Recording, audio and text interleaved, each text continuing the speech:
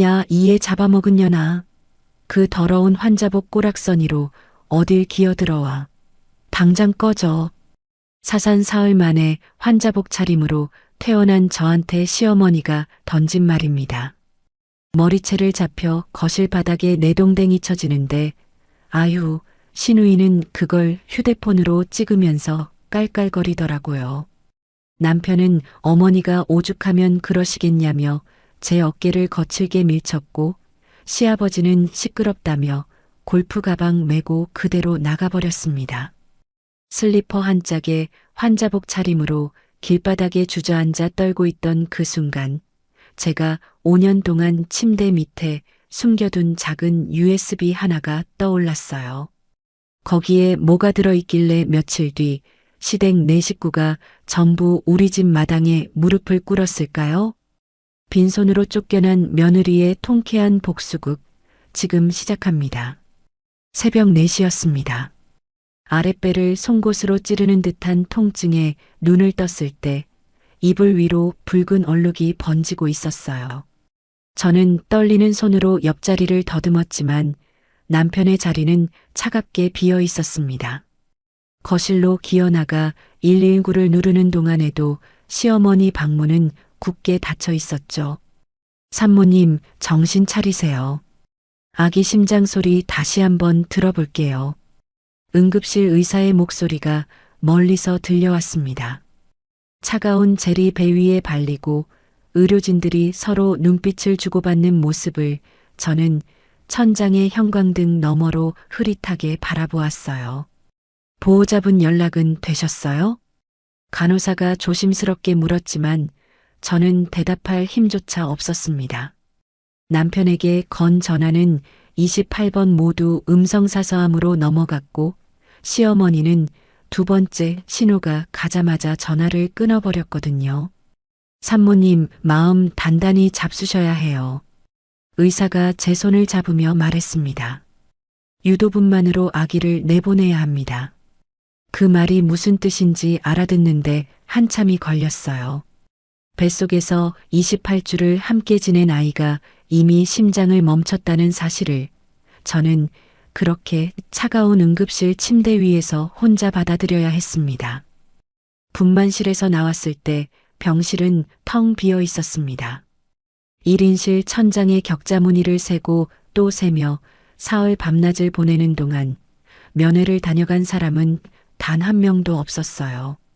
휴게실 자판기 앞에서 마주친 간병인 아주머니가 제 손에 따뜻한 율무차 한 잔을 쥐어준 건 이번 사흘째 되던 날이었습니다. 간병인 아주머니가 제 팔에 꽂힌 환자 팔찌를 보며 혀를 찼어요. 세댁, 보호자 없어요? 남편이 회식이라. 사흘 내내 회식한답니까? 거친 손이 제 어깨를 토닥였습니다. 시댁에선 한 번도 안 와봤어요? 네. 세상에, 그게 사람이 할 짓이요? 아니, 며느리가 애를 잃었는데 어느 시어머니가 전화 한 통을 안 해. 간병인 아주머니가 들고 있던 빈 컵을 쓰레기통에 던지듯 버렸어요. 세댁, 정신 똑바로 차려요. 이건 보통 일이 아니야. 그날 밤 저는 처음으로 베개에 얼굴을 묻고 소리 없이 울었습니다. 퇴원하는 날 아침 갈아입을 옷을 가져다 줄 사람이 없어 환자복 위에 얇은 외투 하나만 걸쳤어요. 병원 슬리퍼를 끌고 택시에 올라타며 기사님께 시댁 주소를 불러드렸죠. 세댁, 어디 다녀오시는 길이요? 룸미러로 저를 살피던 기사님이 조심스레 물었지만 저는 차창에 이마를 기댄 채 눈을 감았습니다. 시댁 현관 비밀번호를 누르는 손끝이 떨렸어요. 문이 열리는 순간 안에서 터져나온 웃음소리에 저는 그 자리에 멈춰 섰습니다. 거실 한가운데 큼지막한 생크림 케이크가 놓여 있었고 시누이와 친구 셋이 둘러앉아 깔깔거리고 있었거든요. 언니 왔어? 시누이가 케이크 칼을 든 채 저를 흘끔 보며 말했습니다. 엄마, 새언니 왔어. 주방에서 시어머니가 앞치마를 두른 채 걸어 나왔어요. 저를 위아래로 훑어보던 시어머니의 입꼬리가 비틀리듯 올라갔습니다. 아이고, 복도 지질이 없는 년이 들어오니까 분위기가 다 깨지네. 어머니, 저는 떨리는 입술로 인사를 하려 고개를 숙였어요. 퇴원 인사 드리려고. 퇴원 인사? 야, 너 지금 그 환자복 꼬락서니로 우리 새아 생일잔치에 들어온 거야? 시어머니가 성큼성큼 다가왔습니다. 저는 본능적으로 한 발 물러섰지만 시어머니의 손이 더 빨랐어요. 머리채가 잡혀 뒤로 꺾이는 순간 두피가 찢어지는 듯한 통증에 비명도 나오지 않았습니다. 어머니, 저 환자예요. 환자? 환자는 무슨 환자야? 멀쩡한 애를 죽여놓고 무슨 낯짝으로 이 집 문턱을 넘어. 시어머니가 제 머리채를 끌고 거실 한복판으로 내동댕이 쳤습니다. 방금 분만대에서 내려온 제 아랫배가 바닥에 부딪히는 순간 눈앞이 하얘졌어요. 애 못 낳는 년꼴 보기도 싫으니까 당장 이 집에서 꺼져.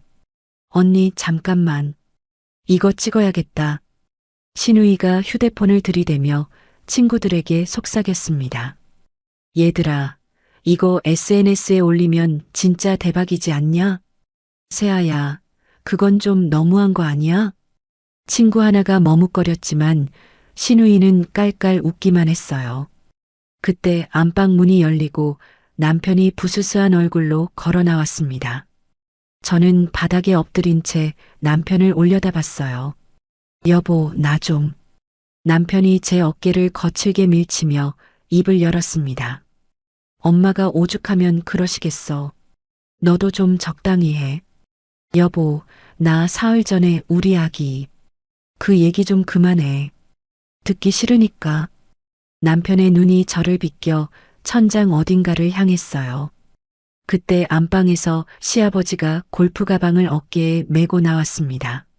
아침부터 뭐가 이렇게 시끄러워. 알아서들 해결해라.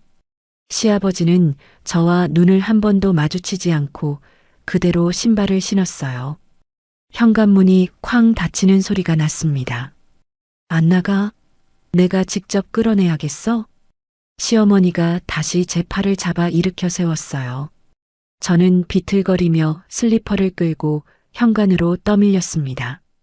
휴대폰 하나만 손에 쥔 채 시댁 대문 밖으로 내쫓겼을 때 옆집에서 음식물 쓰레기 봉투를 든 통장 아주머니가 입을 떡 벌리고 서 있었어요. 아이고, 새댁 이게 무슨. 통장 아주머니가 들고 있던 봉투를 그대로 떨어뜨렸습니다.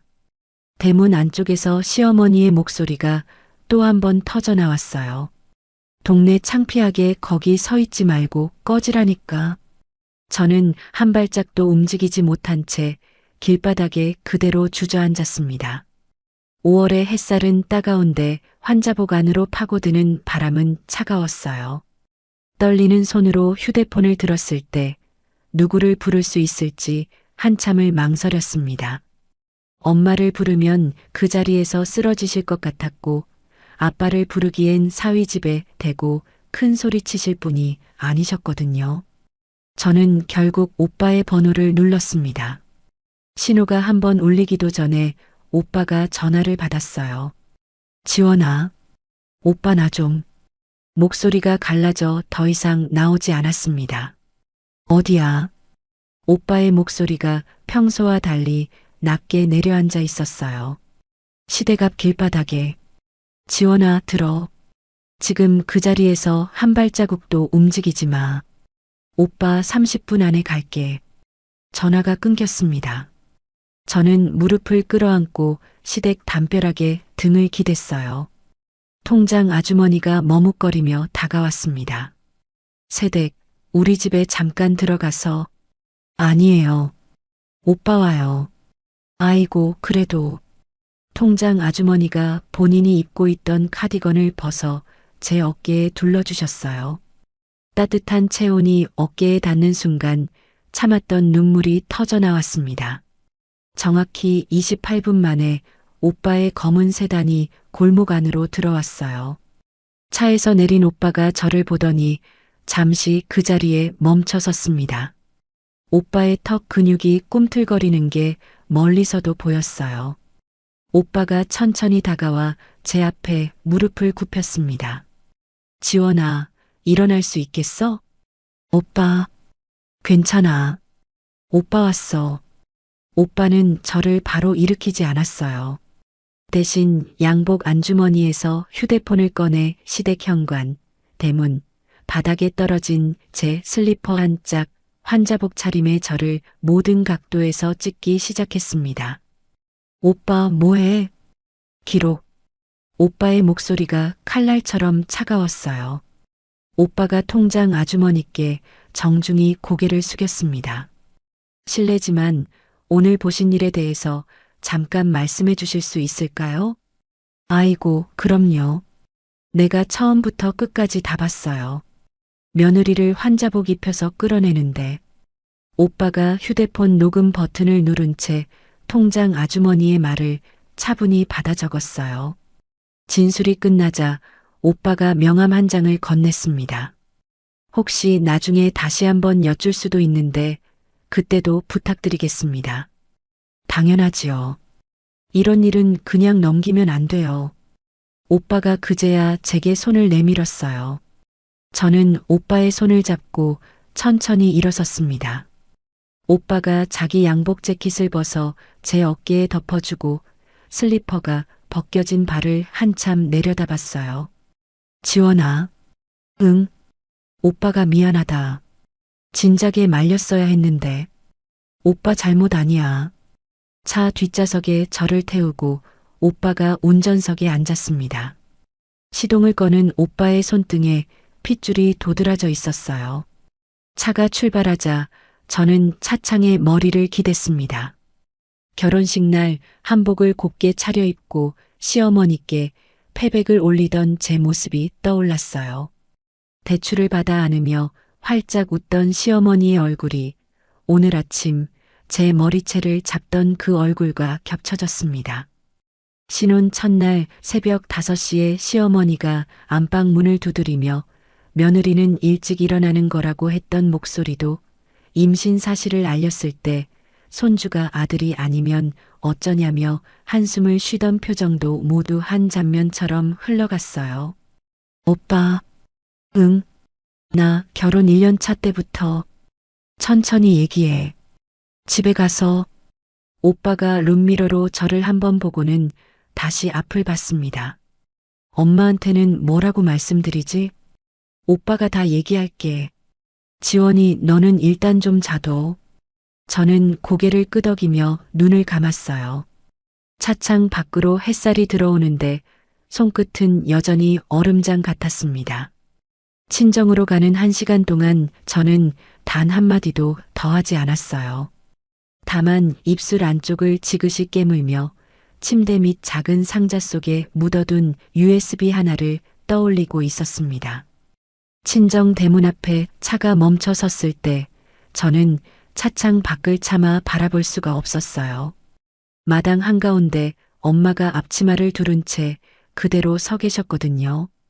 오빠가 운전석 문을 열고 내리자 엄마가 마당으로 뛰어내려오셨습니다. 뒷좌석 문이 열리고 환자복 차림에 제가 슬리퍼 한 켤레로 마당을 밟는 순간 엄마가 그 자리에 풀썩 주저앉으셨어요. 아이고, 우리 지원아. 우리 딸 이게 무슨 꼴이야. 엄마의 통곡이 마당을 가득 채웠습니다. 엄마, 내 새끼를 누가 이렇게 만들었어. 엄마가 흙바닥에 무릎을 꿇은 채 제 다리를 끌어안고 우셨어요. 저는 그제야 사흘간 참아왔던 울음이 한꺼번에 터져나왔습니다. 엄마 미안해. 엄마 진짜 미안해. 네가 뭐가 미안해. 이 어리석은 거사. 엄마가 미안하지. 엄마가. 엄마의 손이 제 머리를 쓰다듬는데 두피가 욱신거려 저는 또 한 번 흐느꼈어요. 오빠가 조용히 다가와 두 사람을 함께 일으켰습니다. 엄마, 일단 지원이 방으로 들여보내자. 얘 사흘 동안 거의 아무것도 못 먹었어. 아이고, 그래. 그래야지. 엄마가 눈물을 닦으며 제 손을 잡았어요. 아빠가 마루에 서서 저를 한참 바라보시다가 입을 꾹 다물고 고개를 돌리셨습니다. 평생 큰 소리 한 번 안 내신 분의 어깨가 들썩이는 게 보였어요. 방에 들어와 침대에 누웠을 때 저는 그대로 정신을 놓아버렸습니다. 사흘 밤낮을 끙끙 앓으며 미열에 시달리다 4일째 아침에야 겨우 눈을 떴어요.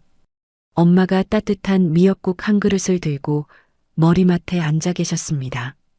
우리 딸 한 숟갈만 떠봐. 응? 엄마. 말은 나중에 하고 일단 이거 먹자. 엄마가 숟가락에 미역국을 떠 입에 넣어주셨어요. 뜨끈한 국물이 식도를 타고 내려가는 순간 저는 또 눈물이 차올랐습니다. 엄마, 나 할 얘기가 있어. 천천히 해. 엄마 어디 안 가? 저는 미역국을 반쯤 비우고 천천히 침대에서 일어났어요. 침대 밑으로 손을 뻗어 깊숙이 밀어 넣어둔 작은 나무 상자를 끌어냈습니다. 상자 안에는 USB 하나와 손바닥만 한 수첩 여러 권이 가지런히 들어 있었어요. 이게 뭐야? 엄마, 오빠 좀 불러줘. 아빠도 같이. 거실에 네 식구가 모여 앉았을 때 저는 USB를 식탁 위에 올려놓았습니다. 오빠, 이거 한번 봐줘. 이게 뭔데? 내가 결혼하고 1년 차부터 5년 동안 시댁에서 있었던 일들 다 기록한 거야. 오빠의 눈썹이 위로 올라갔어요. 녹음 파일도 있어. 사진도 있고, 시어머니가 친정에서 받아간 돈 날짜랑 액수도 다 적어놨어. 지원아, 오빠의 목소리가 떨렸습니다. 왜 진작에 말 안 했어? 오빠한테 짐 되기 싫었어. 그리고 결혼 생활은 내가 책임져야 한다고 생각했어. 그래서 혼자 이걸 다 모았다고? 응. 엄마가 입을 손으로 틀어막으며 어깨를 들썩이셨어요. 아빠는 천장만 올려다보고 계셨습니다. 오빠가 USB를 손에 쥐고 한참을 가만히 있었어요. 지원아, 오빠 잠깐 노트북 가져올게. 오빠가 자기 방에서 노트북을 들고 나와 식탁에 펼쳤습니다. USB를 꽂는 손이 미세하게 떨리고 있었어요. 화면에 폴더가 줄지어 떴습니다. 날짜별로 정리된 일기 파일, 녹음 파일, 사진, 송금 내역 캡처, 차용증 스캔본까지. 오빠가 녹음 파일 하나를 무작위로 클릭했어요. 야, 너는 친정에서 가져온 게 이것밖에 없냐? 너희 친정은 사돈한테 보낼 게 그렇게 없어? 스피커에서 시어머니의 목소리가 흘러나오는 순간 엄마가 자리에서 벌떡 일어나셨습니다. 이게 그 사람 목소리야? 엄마 앉아. 더 들어볼 거니까. 오빠가 다른 파일을 또 눌렀어요. 내 친정아빠한테 전화해. 이번 달에 새야 학원비랑 우리 집 보험료 좀 보태달라고. 사돈끼리 그 정도는 해주는 거야. 아빠의 입술이 일그러졌습니다. 그게 그 돈이었어? 아빠가 떨리는 손으로 안경을 벗으셨어요. 새야 어학연수 보낸다고 8천만 원 보내드린 그 돈 그 사람들이 어떻게 받아갔는지 알아? 저는 수첩 한 권을 꺼내 펼쳤습니다. 여기 2년 전 9월 13일 시어머니가 우리 집에 와서 친정아빠 사업이 잘 된다는 소문 들었다고 사돈끼리 안 도와주면 누가 도와주냐고 말씀하신 거 그대로 적어놨어. 지원아. 아빠가 자리에서 일어나 베란다 쪽으로 걸어가셨어요. 뒷모습이 들썩이는 게 보였습니다. 오빠가 노트북을 닫고 저를 똑바로 바라봤어요. 지원아, 오빠가 하나만 물어볼게. 응? 이거 그냥 묻고 갈 거야? 아니면 끝까지 갈 거야? 거실이 조용해졌습니다. 저는 식탁 위에 놓인 USB를 한참 내려다봤어요. 오빠, 나 지난 5년 동안 한 번도 큰 소리 낸 적 없어. 시어머니가 친정 욕을 해도 참았고 시누이가 내 월급 가져다 명품 사도 그러려니 했어.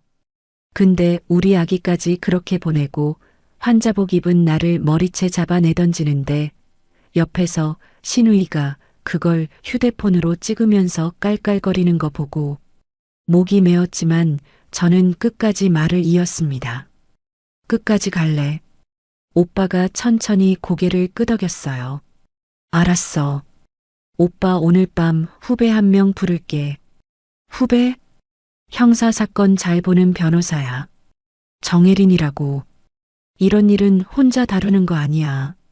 그날 밤 9시쯤 혜린 변호사가 친정집 거실에 도착했습니다. 단정한 정장 차림에 작은 서류 가방을 든 모습이었어요. 안녕하세요. 정혜린입니다.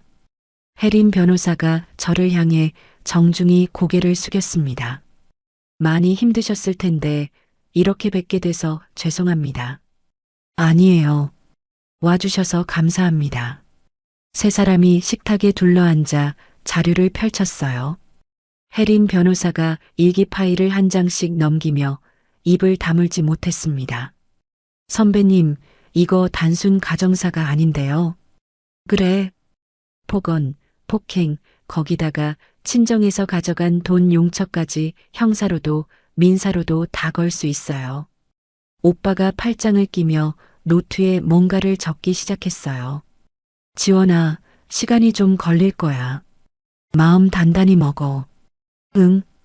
그 시각 시댁 근처의 한 한정식 집에서는 시어머니가 동네 사모님들 모임에 앉아 떠들고 있었습니다. 저는 그 사실을 나중에야 알게 됐는데 그날 시어머니는 술잔을 들이켜며 이렇게 말했다고 해요. 아이고, 우리 며느리가 글쎄 애도 못 낳는 주제에 시집살이가 힘들다고 제 발로 짐 싸서 친정 갔지 뭐예요. 세상에 요즘 며느리들이 그래요. 그러게 말이에요. 내가 얼마나 잘해줬는데 은혜를 그렇게 갚네요. 그 자리에 앉아있던 한 사모님이 잔을 내려놓으며 시어머니를 빤히 바라봤다고 합니다. 사돈, 그게 정말이에요? 그럼요. 내가 거짓말을 왜 해? 그 사모님은 마침 시댁 옆집 통장 아주머니와 같은 부녀의 소속이었어요. 바로 그날 오전에 통장 아주머니로부터 제가 환자복 차림으로 머리채를 잡혀 쫓겨나는 장면을 자세히 전해 들은 분이셨습니다. 사모님이 자리에서 천천히 일어나며 핸드백을 챙겼다고 해요. 사돈, 저는 먼저 일어날게요. 속이 좀 안 좋네요. 친정집 거실에서는 아빠가 안방에서 낡은 서류철 하나를 가지고 나오셨어요. 다락방 깊숙이 보관해 두셨던 것이었습니다. 여기다 있다. 사돈 회사 자본금에 보탠다고 빌려준 3억 원 차용증, 세아 어학 연수비 8천만 원 송금 영수증, 그 외에 명절 때마다 보내드린 봉투 내역까지. 혜린 변호사가 서류를 받아들고 놀란 표정을 지었어요. 아버님, 이걸 다 보관하고 계셨어요? 내가 사업하면서 배운 게 그거 하나야. 돈 나간 자리는 다 적어둬야 한다는 거. 오빠가 작게 헛웃음을 지었습니다. 지원아, 우리 아빠가 이렇게 꼼꼼하신 분이었어? 엄마가 더 꼼꼼하셔. 통장도 다 따로 정리해 두셨어. 엄마가 부엌에서 차를 끓이며 짧게 말씀하셨어요. 내 딸 시집 보낼 때부터 뭔가 찜찜했어. 그래서 다 적어뒀어. 밤 11시가 넘어갈 무렵 제 휴대폰에 모르는 번호로 문자 한 통이 들어왔습니다. 저는 화면을 한참 들여다봤어요. 사모님, 늦은 시간에 죄송해요. 저는 박준혁 과장님 부서에서 5년째 일하고 있는 사람입니다. 부탁이 있어서 연락드렸어요. 저는 그 문자를 오빠에게 보여줬습니다. 오빠가 화면을 한참 응시하다가 입꼬리를 살짝 올렸어요. 지원아. 응? 우리가 마음을 다잡고 있는 동안에 저쪽에서도 알아서 찾아오는 사람이 있는 모양이다. 혜린 변호사가 안경을 고쳤으며 짧게 말했습니다. 답장 보내세요. 내일 만나자고. 저는 떨리는 손으로 화면에 답장을 적기 시작했어요. 다음 날 오후 2시 시내의 조용한 카페 구석 자리에 저는 오빠와 마주 앉아 있었어요. 약속 시간을 5분쯤 남겨두고 카페 문이 열리며 단정한 차림의 여자분이 들어왔습니다. 저는 한눈에 알아봤어요. 남편 회사 창립 기념일 가족 동반 행사에서 한번 인사를 나눴던 분이었거든요. 안녕하세요. 한유라입니다. 유라 씨가 떨리는 손으로 의자를 빼며 자리에 앉았습니다. 사모님, 늦은 시간에 연락드려서 정말 죄송했어요. 아니에요. 와주셔서 감사해요. 유라 씨가 가방에서 두툼한 갈색 봉투 하나를 꺼내 식탁 위에 놓았어요. 이거 보시기 힘드실 수도 있는데 그래도 보셔야 할 것 같아서요. 오빠가 봉투를 받아 열었습니다. 안에서 메신저 캡처본이 한 뭉치 쏟아져 나왔어요. 저는 첫 장을 집어들었습니다. 남편의 사진과 함께 떠 있는 대화창. 상대는 이수연이라는 이름이었어요. 여보, 오늘도 회사야? 보고 싶어. 마누라가 임신해서 답답해 죽겠다. 너랑 있을 때가 제일 편해. 저는 다음 장을 넘기지 못하고 한참을 그 자리에 멈췄어요. 사모님, 정말 죄송해요. 유라 씨의 눈에 눈물이 차오르고 있었습니다. 저도 한때는 박 과장님이 미혼인 줄 알고 호감을 가졌었어요. 회사 사람들도 다 그렇게 알고 있었거든요. 근데 어느 날 회식 자리에서 결혼 반지를 끼고 나오시길래 깜짝 놀랐어요. 그 뒤로는 일부러 거리를 뒀는데 박 과장님이 사내에서 여러 여직원한테 동시에 접근하시는 걸 보게 됐고요. 오빠가 캡처본을 한 장씩 차분히 넘기며 물었어요. 이걸 왜 지금 가져오셨어요? 제가 결심을 굳힌 건 작년 12월이었어요. 유라 씨가 휴지로 눈가를 찍었습니다. 사모님이 임신 7개월쯤이셨을 때 박 과장님이 부서 단톡방에 글을 올리셨거든요. 마누라가 임신해서 답답하다고. 그 글 캡처해놨어요. 저는 식탁 아래 두 손을 꽉 맞잡았어요. 손톱이 손바닥을 파고드는데도 아무 감각이 없었습니다. 유라 씨, 옆에서 가만히 듣던 오빠가 입을 열었어요. 이걸 회사에 알리면 본인도 입장이 곤란해질 텐데 그건 괜찮으세요? 괜찮아요. 유라 씨가 단호하게 고개를 끄덕였습니다. 저 다음 달에 이직해요. 이미 다 정리됐어요. 그래서 더 늦기 전에 사모님께 알려드리고 싶었어요. 유라 씨가 봉투에서 또 다른 서류를 꺼냈어요. 이건 더 충격적이실 수도 있는데. 뭔데요? 두 분 신혼집 출입 기록이에요. 박 과장님이 외도 상대한테 비밀번호를 알려준 정황이 있어서요. 저는 서류를 받아들었습니다. 이수연이라는 이름이 방문자 명단에 여러 번 찍혀 있었어요. 날짜는 모두 제가 회사에 다니던 시기, 그리고 친정에 며칠 다녀온 시기였습니다. 이걸 어떻게 구하셨어요? 제 사촌 오빠가 그 아파트 단지 관리사무소에서 일해요. 사정을 말씀드렸더니 도와주셨어요. 저는 가방에서 손수건을 꺼내 입을 막았습니다. 토할 것 같은 기분이 올라왔거든요. 오빠가 제 등을 한번 쓸어주고는 유라 씨를 향해 정중히 고개를 숙였어요. 유라 씨, 이 자료 정식으로 써도 될까요? 회사 인사팀이랑 법원에서요. 그러시라고 가져온 거예요. 오빠가 명함을 건네며 짧게 덧붙였습니다. 이 일 다 끝나면 제가 식사 한번 사야겠네요. 정말 감사합니다. 유라 씨가 처음으로 옅게 웃었어요. 사모님 강한 분이세요. 끝까지 잘 버티시길 바랄게요. 그날 밤 친정으로 돌아온 저는 오빠와 함께 다시 책상 앞에 앉았습니다. 혜린 변호사도 노트북을 펼치고 합류했어요. 선배님, 신우이 쪽 자료도 정리해 볼까요? 그래. 그 SNS 계정 캡처해둔 폴더 있지? 저는 다른 USB를 꺼내 노트북에 꽂았어요. 화면에 신우이의 SNS 게시물 수백 개가 떴습니다. 여기 보세요. 시드니대 출신이라고 본인 소개에 적혀 있어요. 혜린 변호사가 한 게시물을 클릭했어요. 이 명품 가방 협찬 받은 거잖아요. 그런데 혜린 변호사가 다른 창을 열고 중고 거래 사이트를 띄웠습니다. 같은 가방이 정가의 70% 가격에 올라와 있었어요. 판매자 이름이 신우이가 SNS에서 쓰는 별명과 똑같았습니다. 이거 협찬 받아서 대판 거네요. 오빠가 핸드폰을 들어 누군가에게 전화를 걸었어요. 형, 나야. 부탁 하나만 들어줘. 호주 동문회에 박세아라는 이름 좀 조회해줘. 시드니대 다녔다는데 진짜인지 확인 좀 해줄 수 있어? 오빠가 통화를 끊고 잠시 노트북 화면을 응시했습니다. 그날 새벽 1시쯤 오빠 휴대폰에 답장이 도착했어요. 지원아. 왜? 세아 씨, 시드니대 다닌 적 없대. 어학원 6개월짜리 수료증이 다야. 그게 진짜야? 동문회 명단에도 없고 입학 기록도 없어. 거기 사무국에 정식으로 문의해 본 결과래. 저는 헛웃음이 났습니다. 5년 동안 시댁 식구들이 술자리에서 자랑하던 그 학력이 통째로 거짓이었던 거예요. 그 시각 시아버지 회사 대성건설에서는 다른 일이 벌어지고 있었습니다.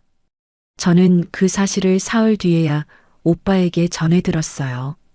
그날 저녁 대성건설 본사 7층 격리부장실에서 한 50대 남자분이 서류 가방 2개에 자료를 가득 담고 있었다고 합니다. 부장님, 정말 그만두시는 거예요? 옆자리 여직원이 조심스레 물었어요. 응, 오늘이 마지막이야. 갑자기 왜요? 내가 더 이상 못 견뎌. 회장이 시키는 거 한두 번도 아니고. 격리부장님이 가방 지퍼를 닫으며 길게 한숨을 쉬었습니다. 내가 30년 회계만 했는데 이렇게까지 더러운 회사는 처음이야. 부장님, 어디로 가세요? 잘 모르겠어. 일단 고향 형님한테 가서 좀 쉬어야겠어. 그 격리부장님이 향한 곳이 바로 우리 아빠 사무실이었어요. 아빠와는 같은 고향 출신으로 30년 가까이 알고 지낸 사이였거든요. 며칠 뒤 격리부장님이 오빠 로펌으로 직접 찾아오셨습니다. 변호사님, 이거 받아주세요. 테이블 위에 두툼한 서류 가방 2개가 놓였어요. 이게 다 뭡니까? 대성건설 비자금 장부랑 하청업체한테 받은 돈 자료요. 10년치 전부 다 있어요. 오빠가 가방을 열어 안을 확인하더니 한참 동안 말을 잇지 못했습니다. 부장님, 이건 내가 아버님한테 부탁드렸어요. 따님 일은 들어서 알고 있어요. 그 집안 사람들이 한 짓을 생각하면 나도 가만히 있을 수가 없었어요. 오빠가 정중히 일어나 깊이 고개를 숙였어요. 감사합니다. 그날 밤 친정집 거실 식탁에는 5사람이 둘러앉았습니다. 저, 오빠, 혜린 변호사, 그리고 엄마와 아빠까지요. 오빠가 노트를 펼쳐놓고 펜을 들었어요. 엄마, 아빠, 지원이가 5년 동안 모은 자료랑 오늘 받은 회사 자료까지 다 합치면 이제 정리가 돼요. 어떻게 정리한다는 거야? 엄마가 조심스레 물으셨습니다. 하나씩 가는 거예요. 한꺼번에 들이대면 저쪽에서 정신 차리고 막을 수도 있으니까 순서대로요. 오빠가 노트에 시댁 식구 4명의 이름을 적었어요. 시아버지, 시어머니, 남편, 신우이. 시아버지 회사 일은 검찰이랑 국세청에 같이 넘어가요. 비자금이랑 하청업체 자료 다 있으니까. 신우이는 학력 가짜로 만든 거랑 협찬받은 명품 대판 거. 이건 따로 정식으로 알릴 거고요. 남편 쪽은? 아빠가 안경을 고쳤으며 물으셨습니다. 회사 인사팀에 익명으로 알려요. 그러면 사내 감사 들어가고 동시에 저희는 이혼이랑 위자료 청구 들어가요. 오빠가 펜으로 시어머니 이름 옆에 2줄을 그었어요. 시어머니는 환자 때린 거랑 욕한 거. 친정에서 받아간 돈은 따로 돌려달라고 청구하고요. 엄마가 식탁 모서리를 꽉 쥐고 계셨어요. 지훈아, 이게 다 가능한 일이야? 엄마, 자료가 다 있어요. 지원이가 5년 동안 모은 거랑 오늘 들어온 자료까지 합치면 빠져나갈 구멍이 없어요. 저는 노트를 한참 바라봤습니다. 5년이라는 시간이 그 네 개의 이름 안에 압축되어 들어있는 느낌이었어요. 오빠, 응? 언제부터 시작할 거야? 다음 주 월요일. 왜 월요일이야? 오빠가 펜 뚜껑을 닫으며 말했어요. 검찰이나 국세청 같은 데는 주초에 움직임이 좋아. 거래처들도 그 시간에 활발하게 연락 주고받으니까 시아버지 회사가 정신 못 차릴 거야. 혜린 변호사가 옆에서 짧게 덧붙였습니다. 한꺼번에 무너지면 저쪽이 서로 도울 시간도 없어요. 오빠가 노트 맨 위에 시작일이라고 작게 적었어요. 저는 자리에서 천천히 일어나 그 노트를 들여다봤습니다. 오빠, 왜? 시작하자. 오빠가 천천히 고개를 끄덕였어요. 엄마가 옆에서 코끝을 훌쩍이며 짧게 말씀하셨습니다. 내 딸 진짜 우리 지원이 맞아? 엄마, 나 이제 안 참아. 저는 펜을 내려놓고 베란다 창가로 걸어갔어요. 창밖으로 친정집 마당에 살구나무가 보였습니다. 그 살구나무 아래에서 5년 전 결혼 전날 밤 엄마와 마지막으로 마주 앉아 차를 마셨던 기억이 떠올랐어요. 그날 엄마가 제 손을 잡으며 하신 말씀이 있었습니다. 지원아, 시집가서 무슨 일이 있어도 우리 집은 너 편이야. 알지? 저는 그때 그저 웃기만 했는데 5년 만에 그 말의 무게를 다시 떠올리고 있었어요. 베란다 유리창에 비친 제 얼굴은 사흘 전과는 다른 사람의 것 같았습니다. 오빠가 뒤에서 저를 불렀어요. 지원아, 들어와. 추워. 응. 저는 천천히 거실로 돌아와 식탁에 다시 앉았습니다. 혜린 변호사가 새 노트를 펼치며 짧게 물었어요. 지원 씨, 솔직히 여쭤볼게요. 시댁 식구들 중에 누가 가장 미우세요? 저는 잠시 망설이다 입을 열었습니다. 다요. 한 명도 안 미운 사람이 없어요. 혜린 변호사가 짧게 한숨을 쉬며 노트에 뭔가를 적었어요. 엄마가 제 손을 꽉 잡아주셨습니다. 월요일까지 6일이 남아 있었어요. 월요일 아침 9시 50분, 저는 친정집 거실 텔레비전 앞에 앉아 있었습니다. 엄마가 옆에서 사과를 깎아주시는데 저는 사과를 받아들고도 한 입도 베어 물지 못했어요. 10시 정각 휴대폰 진동이 짧게 한번 울렸습니다. 오빠가 보낸 짧은 문자였어요. 들어갔다. 저는 휴대폰 화면을 한참 들여다봤습니다. 그 시각 대성건설 본사 정문 앞에는 검은색 차량 3대가 동시에 멈춰 섰다고 해요. 차에서 내린 사람들이 회사 정문을 통과하는데 채 1분이 걸리지 않았답니다. 여기 압수수색 영장입니다. 전층 컴퓨터하고 회계 서류 일체 확보합니다. 로비를 지키던 경비원이 떨리는 손으로 위층에 전화를 걸었어요. 회장님, 큰일 났습니다. 지금 검찰이랑 국세청에서. 그 시각 시아버지는 시내 외곽 골프장에서 라운딩 중이었습니다. 비서한테서 전화를 받은 시아버지가 그라운드 한복판에서 들고 있던 골프채를 그대로 내던졌다고 해요. 뭐? 다시 말해봐. 회장님, 본사가 지금 압수수색 들어왔습니다. 거래처에서도 항해 전화가 빗발치고 있어요. 시아버지가 캐디카트에 올라타며 소리쳤습니다. 당장 차대. 회사로 가. 같은 시각 오후 1시 신우이는 강남의 한 호텔 행사장 앞에 도착했습니다. 협찬 약속을 받은 명품 브랜드의 신제품 출시 행사였어요. 안녕하세요. 박세아인데요. 신우이가 명단을 들고 있는 직원에게 환하게 웃으며 다가갔습니다.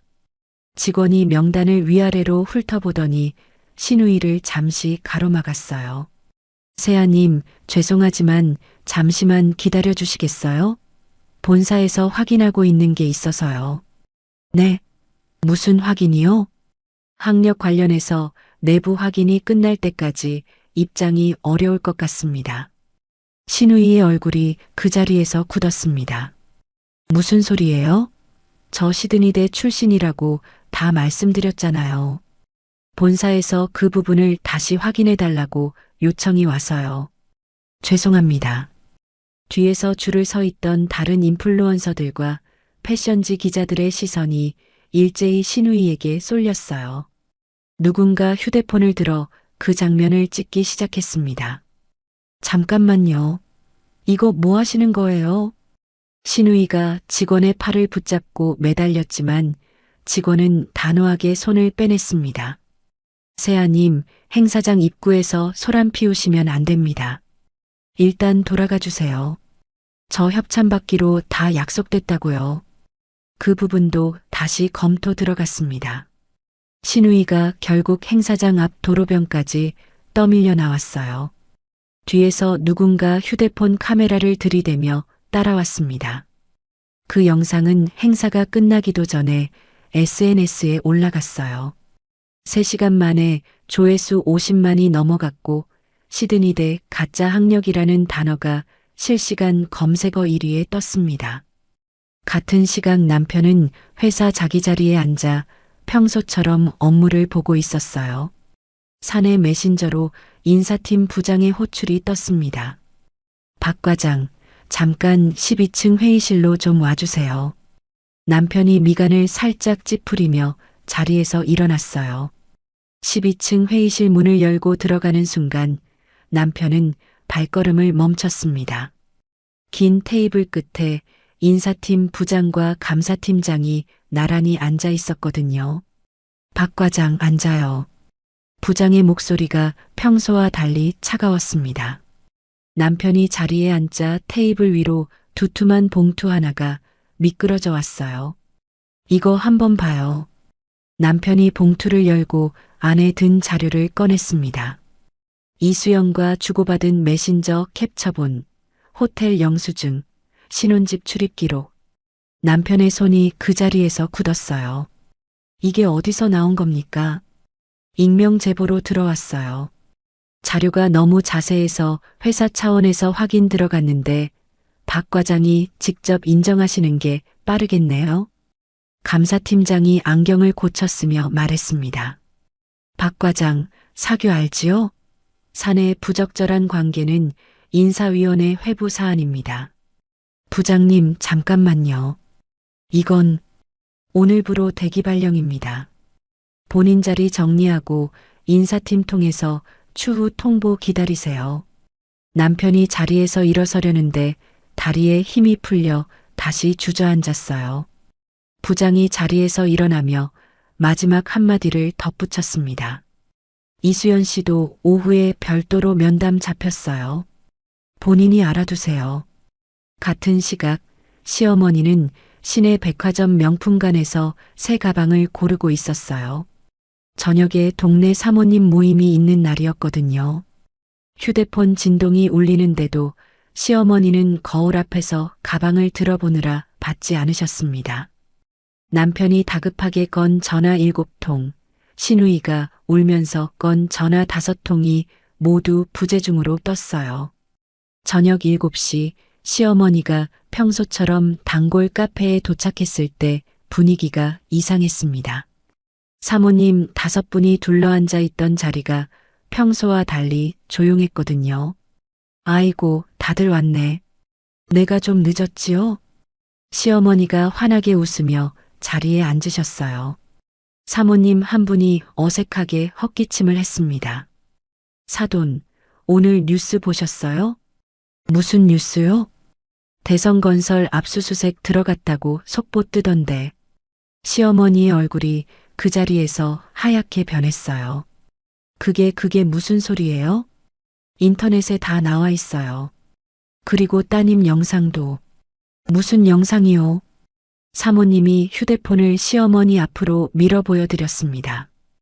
화면 속에는 신우이가 행사장에서 쫓겨나는 장면과 함께 시드니 대 가짜 학력이라는 자막이 떠 있었어요.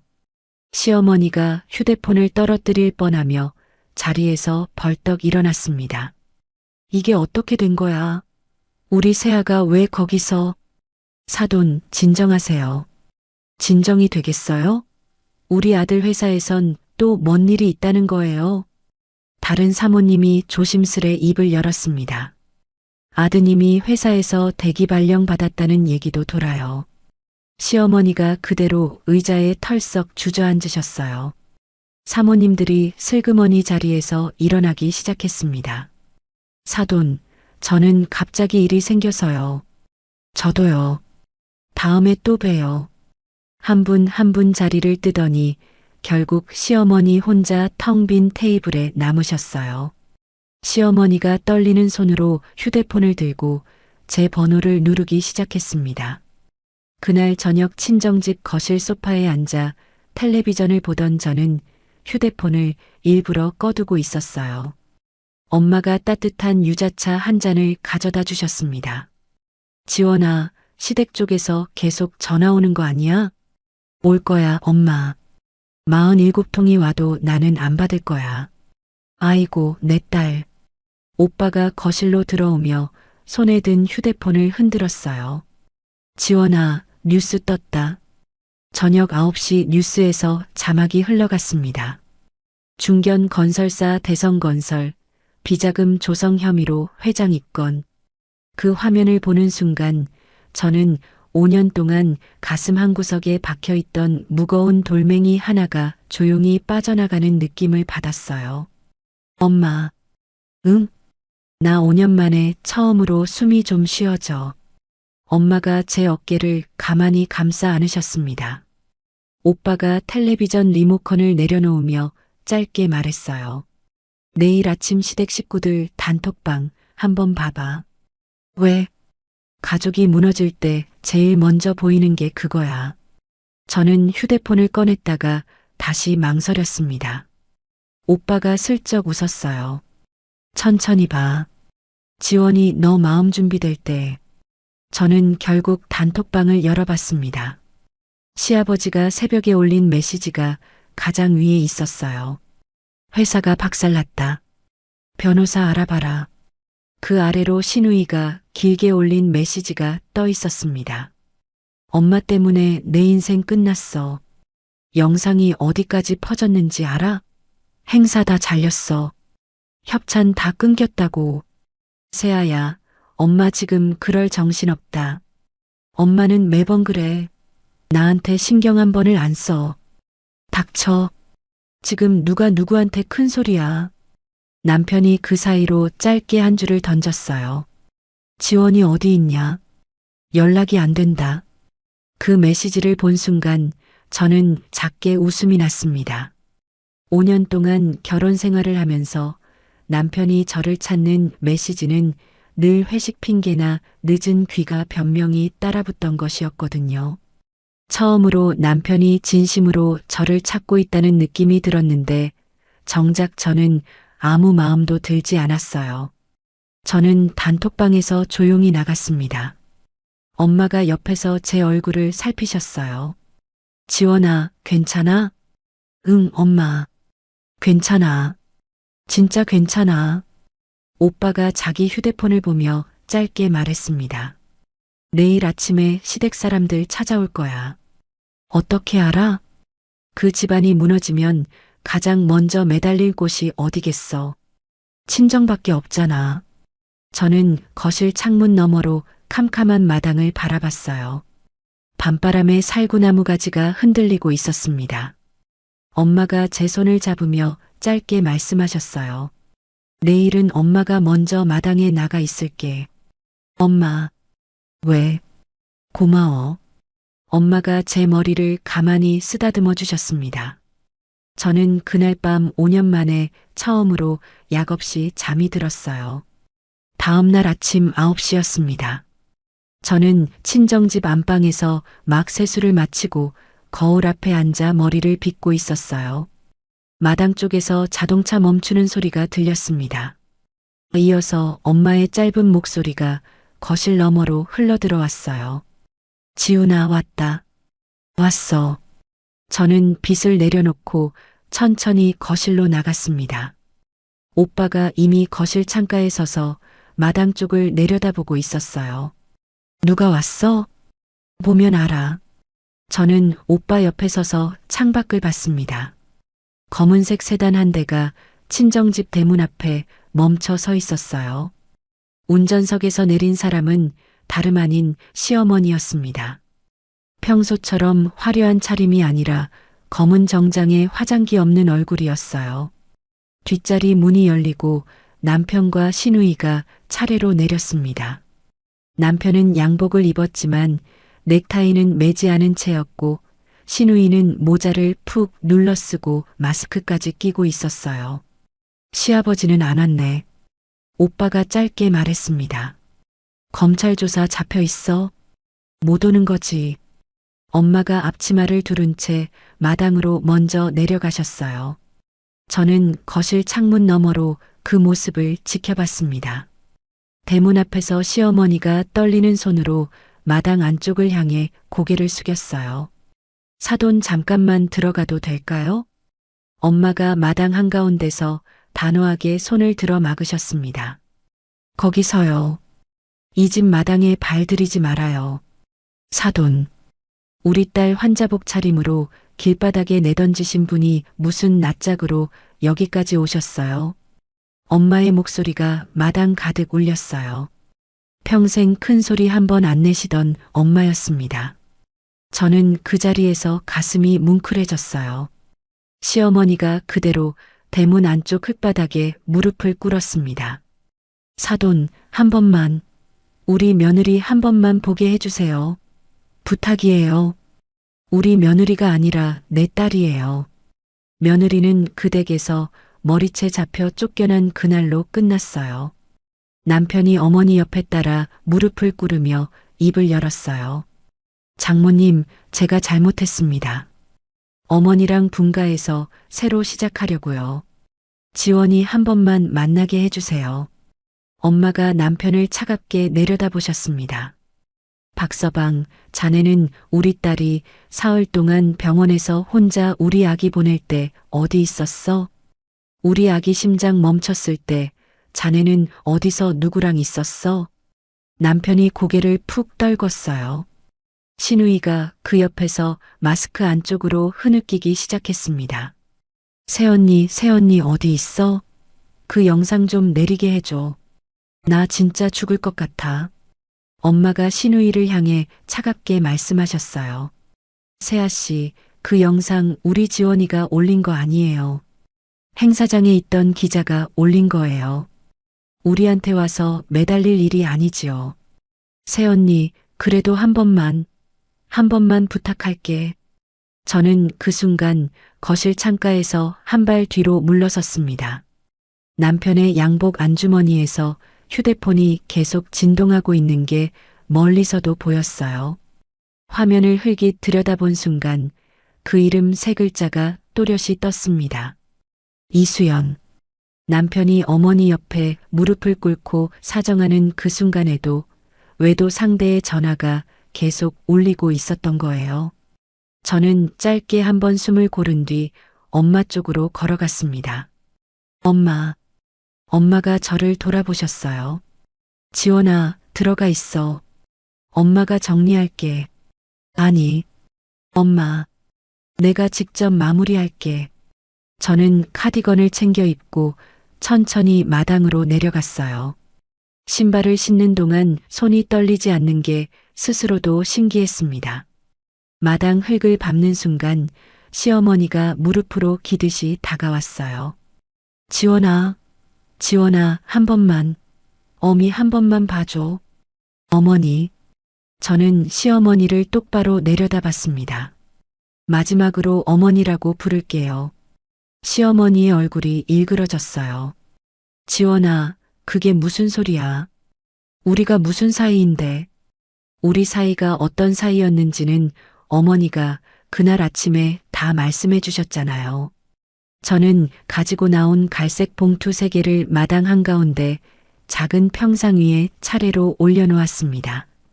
이건 첫 번째 봉투예요. 이혼이랑 위자료 청구 서류 사본이에요. 남편의 어깨가 움찔 떨렸어요. 두 번째는 친정에서 그동안 시댁에 들어간 돈 돌려달라는 서류 사본이고요.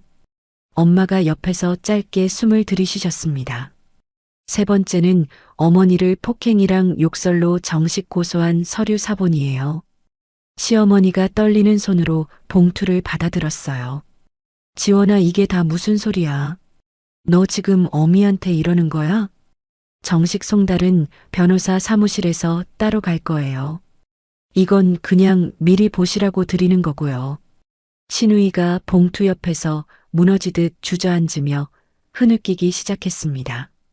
새언니, 우리 다 죽으라는 거야? 세아씨, 나는 5년 동안 그 집에서 매일 죽었어요. 저는 신우이를 한 번도 돌아보지 않은 채 말을 이었어요. 어머니가 그날 아침에 뭐라고 하셨는지 기억나세요? 시어머니가 봉투를 든 채 그 자리에서 부들부들 떨었습니다. 애 못 낳는 년꼴 보기 싫으니까 당장 나가라고 하셨잖아요. 지원아, 그래서 어머니 말씀대로 할게요. 평생 안 보여드릴게요. 시어머니의 손에서 봉투가 미끄러져 흙바닥에 떨어졌어요. 시어머니가 두 손으로 머리를 감싸쥐며 그대로 흙바닥에 이마를 찍기 시작했습니다. 내가 어떻게, 내가 도대체 무슨 짓을 한 거야? 지원아, 어미가 잘못했어. 한 번만. 어머니. 저는 마지막으로 한 발 더 다가갔어요. 그날 아침에 어머니 머리채에 잡혀 끌려나갈 때 옆집 통장 아주머니가 처음부터 끝까지 다 보고 계셨어요. 시어머니의 얼굴이 그대로 굳었습니다. 휴대폰으로 영상도 찍어두셨고요. 그 영상은 며칠 뒤에 법정에서 보시게 될 거예요. 시어머니가 갑자기 가슴을 쥐고 옆으로 쓰러졌어요. 어머니, 어머니. 남편이 그제야 달려와 시어머니를 흔들었습니다. 엄마가 황급히 119를 부르셨어요. 저는 그 자리에서 한 발짝도 움직이지 않았습니다. 오빠가 거실에서 마당으로 내려와 제 어깨에 손을 얹었어요. 지원아, 들어가자. 응. 구급차 사이렌 소리가 골목 안쪽으로 점점 가까워졌습니다. 저는 마당 평상 위에 떨어진 봉투 3개를 다시 차곡차곡 정리한 뒤 신우이 앞에 내려놓았어요. 세아씨, 어머니 정신 차리시면 이거 꼭 전해주세요. 신우이가 흙바닥에 주저앉은 채 봉투를 끌어안고 울기 시작했습니다. 남편이 그 옆에서 저를 올려다봤어요. 지원아, 우리 다시 한번. 준혁아. 저는 처음으로 남편의 이름을 부르며 천천히 입을 열었습니다. 내 양복 안주머니 휴대폰 좀 봐봐. 아까부터 계속 울리고 있잖아. 남편의 얼굴이 그 자리에서 굳었어요. 이수연 씨 전화 받아. 나는 이제 안 받을 거니까. 남편이 흙바닥에 두 손을 짚으며 고개를 떨궜습니다. 저는 그 모습을 더 이상 보지 않고 천천히 마당을 가로질러 집 안으로 들어왔어요. 구급차가 시어머니를 싣고 떠나는 소리가 멀어졌습니다. 엄마가 마루에 서서 저를 한참 끌어안으셨어요. 우리 딸 잘했어. 잘했어. 엄마, 나 안 떨어. 진짜 안 떨려. 오빠가 거실 식탁에 앉아 가만히 저를 바라봤습니다. 저는 안방으로 들어가 화장대 앞에 앉았어요. 손가락에서 5년 동안 빼지 않았던 결혼 반지를 천천히 빼냈습니다. 반지를 화장대 위 작은 도자기 그릇에 살짝 내려놓았어요. 거울 속의 제 얼굴이 한 달 전과는 완전히 다른 사람일 것 같았습니다. 저는 그 거울 속 여자를 한참 들여다봤어요. 지원아. 엄마가 안방 문 앞에 서서 저를 부르셨습니다. 점심 먹자. 엄마가 갈치조림했어. 응, 엄마. 오늘은 가운데 토막 우리 딸 거야. 저는 화장대 앞에서 천천히 일어나 엄마 쪽으로 걸어갔어요.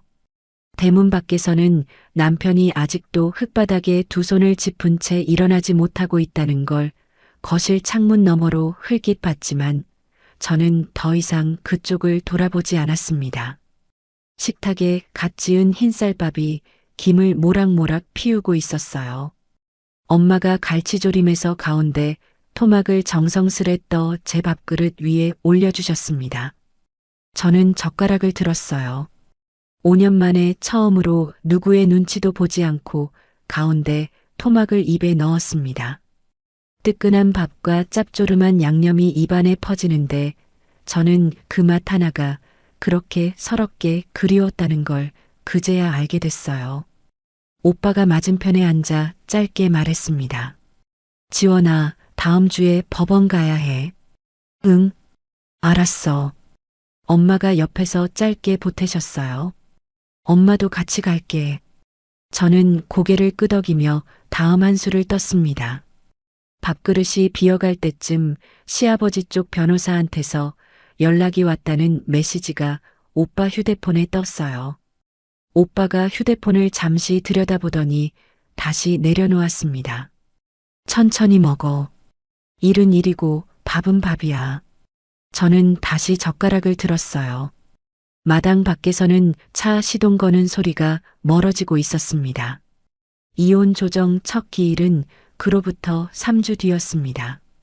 가정법원 1층 로비에 들어섰을 때 저는 엄마의 손을 꼭 잡고 있었어요. 지원아, 떨려? 엄마 안 떨려. 진짜 안 떨려. 오빠와 혜린 변호사가 먼저 도착해 조정실 앞 복도에서 저를 기다리고 있었습니다. 오빠가 제 어깨를 한번 두드려 주었어요.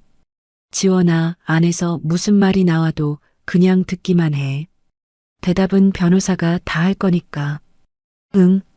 조정실 문을 열고 들어가는 순간 맞은편에 앉아 있는 남편의 얼굴이 보였습니다.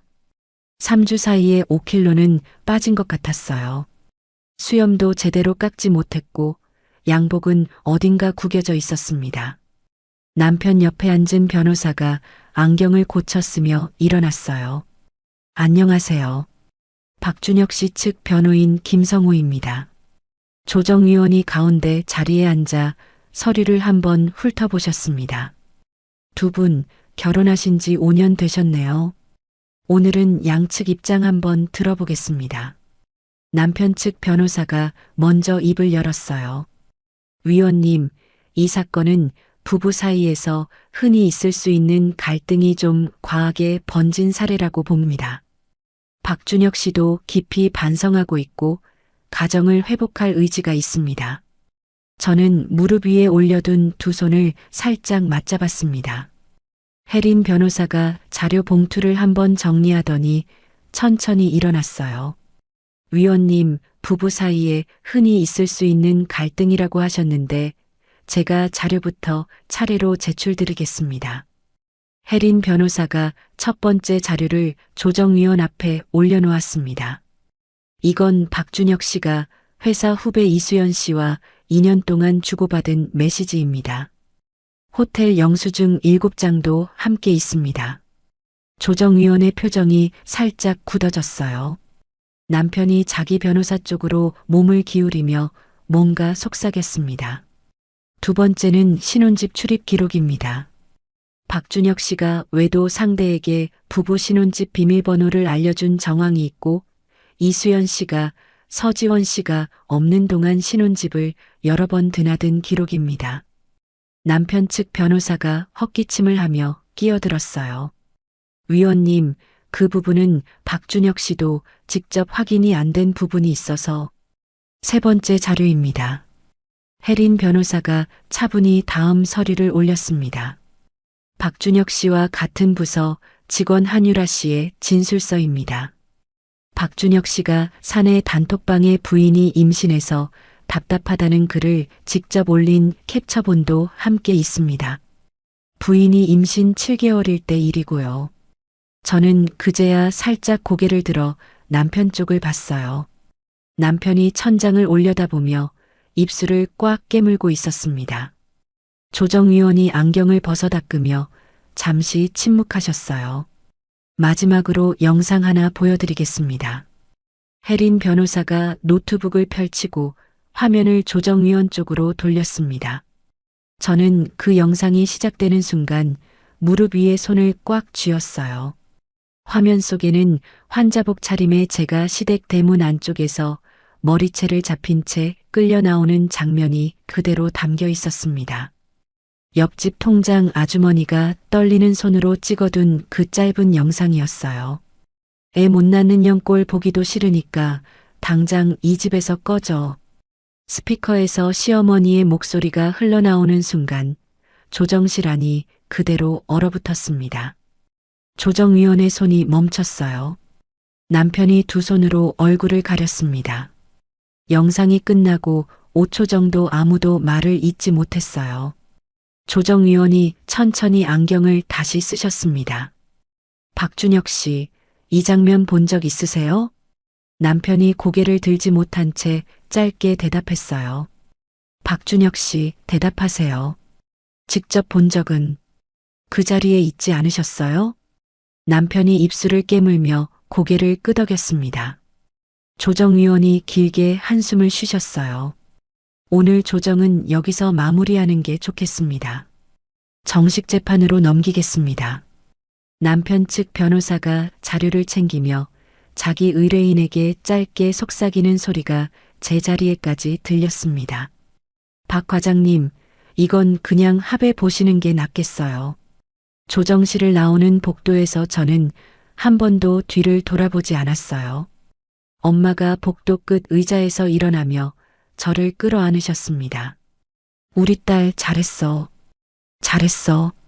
엄마, 나 한마디도 안 했어. 안 해도 돼.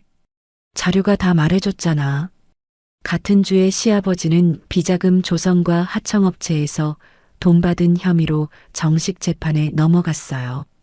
대성건설 본사 간판이 건물 외벽에서 떼어지는 장면이 지역 뉴스에 그대로 나왔습니다. 회사는 채권단 관리로 넘어갔고 시아버지 명의 자산도 대부분 보전 처분이 떨어졌어요. 신우이는 학력 가짜로 만든 것 외에 명품 협찬받아 되판 일로 피해자 12명한테서 한꺼번에 고소를 당했습니다. 그동안 받아간 협찬 금액 전액을 토해내야 하는 상황이 되자 신우이는 결국 부모 명의 아파트를 담보로 합의금을 마련해야 했어요. 시어머니는 폭행이랑 욕설로 정식 재판을 받고 1심에서 벌금 700만 원과 사회봉사 명령을 받았습니다. 거기까지는 그래도 견딜만 했을 텐데 더 큰 일은 따로 있었어요. 친정에서 그동안 받아간 돈을 돌려달라는 민사소송이 따로 받아들여졌거든요. 판결 금액은 총 4억 원이었습니다. 3억 원짜리 차용증, 8천만 원 어학연수비, 그 외에 명절마다 받아간 봉투 내역이 영수증으로 다 남아 있었기에 다툴 여지가 거의 없었어요. 그 4억 원을 만들기 위해서 시댁은 결국 살던 본가를 시장에 내놓아야 했습니다.